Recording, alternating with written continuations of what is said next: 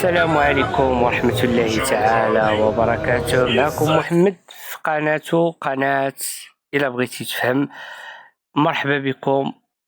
مرة أخرى تحت عنوان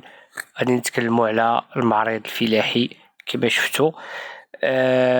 اليوم الاثنين اللي هو غدا إن شاء الله غادي يكون واحد الافتتاح ديال واحد المعرض الفلاحي اللي كيكون في مدينة مكناس، وهو من أكبر بطبيعة الحال المعارض في إفريقيا، بحيث أنه تستضيف مجموعة من الدول اللي بطبيعة الحال كتجي وكتساهم هي بطبيعة الحال في المجال الفلاحي، لا على المستوى التكنولوجي ولا على مستوى الذكاء الاصطناعي ولا على مستوى الذكاء الفلاحي. وهاد الدول وكذلك يعني مجموعة من الجمعيات ومجموعة من التعاونيات اللي بطبيعة الحال كيعرضوا يعني المنتوجات ديالهم الفلاحية، وكيفاش انهم بطبيعة الحال كيتطوروا مع يعني هاد الثروات الفلاحية والصناعية.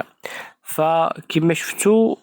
في العنوان غادي نتكلموا على هاد النسخة هادي اللي هي النسخة ديال 2026 اللي هي غتستمتد الفترة ما بين 20 إلى 26 بطبيعة الحال في هاد الشهر ديال أبريل اللي هو شهر 4، تحت شعار اللي هو كان هاد العام هذا اللي هي الاستدامة الإنتاج الحيواني والسيادة الغذائية. فبطبيعة الحال يعني كل يعني المغاربة بطبيعة الحال كيعرفوا هذا المعرض الدولي اللي هو معرض نقدر نسميوه في العالم العربي والدولي، لأنه كيستقطب واحد المجموعة من الدول، واللي دائما كيكون في مدينة مكناس. كما قلت لكم أنه غيتم الافتتاح ديالو يوم الغد إن شاء الله، اللي غادي يكون 20 في شهر 4 2026 وغتمتد حتى 26 أبريل. فبغيو نتكلموا كيفاش أن المملكة المغربية كتستعد باش احتضان هذه الفعالية ديال الدورة 18 من المعرض الدولي الفلاحي بالمغرب اللي هو الصيام، واللي يعني تترجم بأنه واحد سالون انترناسيونال اغريكولتور ماروكان. بطبيعة الحال هذه الفترة هذه التي تعد من أبرز التظاهرات الفلاحية على المستوى القارة الإفريقية، وإحدى المنصات المرجعية في العالم العربي والدولي، وذلك بمدينة مكناس خلال الفترة الممتدة كما قلنا ما بين 20 إلى 26 أبريل 2026 تحت شعار الاستدامة الإنتاج الحيواني والسيادة الغذائية. فتندرج هذه الدورة ديال سنة 2026 بطبيعة الحال في إطار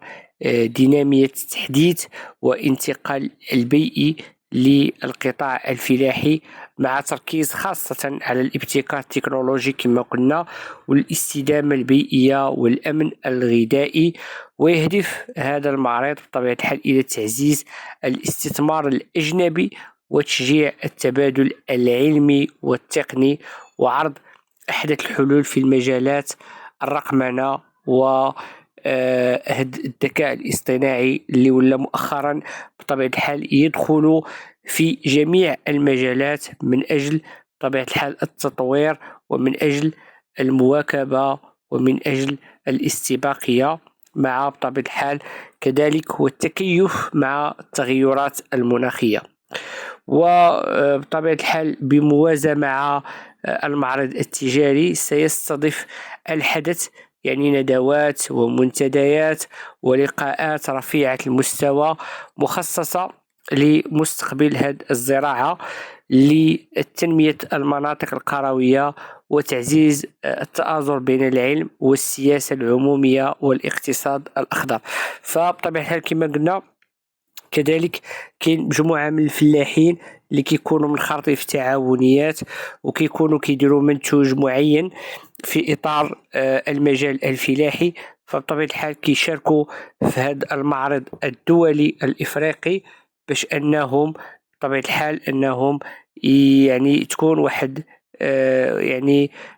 كما كنقولوا واحد التنمية، وكيكون واحد تبادل الخبرات، وكذلك كيعرضوا المنتوج ديالهم، لأنه بطبيعة الحال كيكونوا زوار، كيكونوا مستثمرين، كيشوفوا هذيك المنتوجات وكيحاولوا أنهم يقدر يشريوا ويستثمروا بطبيعة الحال في هذا المجال الفلاحي، في شيء اللي هو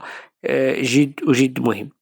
وفي هذا السياق تؤكد بطبيعة الحال الغرفة العربية البرتغالية للتجارة والصناعة من خلال هذا الذراع الإعلامي على أهمية المعرض صيام 2026 في هذه النسخة ديالو اللي هو وصل 18. وهذا يعني هذه الدورة يعني وجميع الدورات السابقة كانت ناجحة، وبطبيعة الحال بطبيعة الحال كرافعة بطبيعة الحال للدبلوماسية الاقتصادية والتعاون المستدام المساهمة في تعميق العلاقات بين المغرب والدول العربية والناطقة بالبرتغالية، وفي ترسيخ النموذج الفلاحي المبتكر المرن والشامل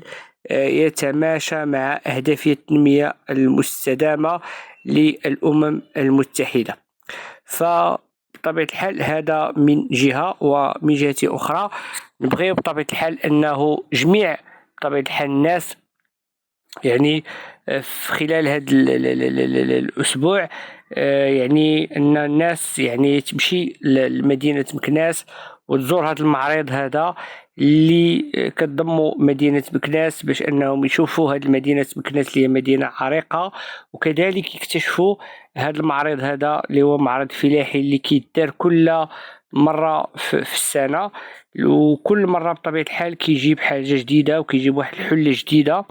كيجيب واحد يعني ابتكار وواحد المعلومات، يعني ان الانسان لما يزور هذا المعرض هذا بطبيعة الحال غادي يكتسب وغادي يفهم، وتكون واحد التجربة لا بأس بها، ويعرف بطبيعة الحال هذا المجال الفلاحي فين وصل بطبيعة الحال في المغرب وفي الدول بطبيعة الحال اللي غتكون كذلك حتى هي في المعرض الفلاحي. وغادي يكون بطبيعة الحال مجموعة ديال الأمور اللي الإنسان يقدر يكتسبها، واللي يقدر بطبيعة الحال يفهمها، واللي تقدر تفيدو لا في المجال بطبيعة الحال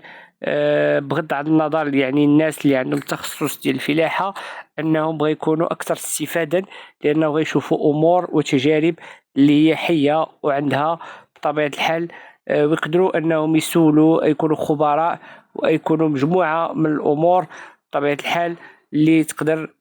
تعطيهم واحد معلومات قيمة جدا. فبطبيعة الحال ندعو جميع أنهم يزوروا هاد المعرض هذا اللي كاين في مدينة مكناس، واللي كما قلت لكم غادي يبداو إن شاء الله من غدا اليوم الاثنين إلى آخر بطبيعة الحال 26 اللي إن شاء الله غادي تكون تاهي يوم الأحد. وهنا كتنتهي الحلقة ديالنا، أملي فيكم أنني نتلاقاكم في الحلقة المقبلة إن شاء الله، وإلى اللقاء.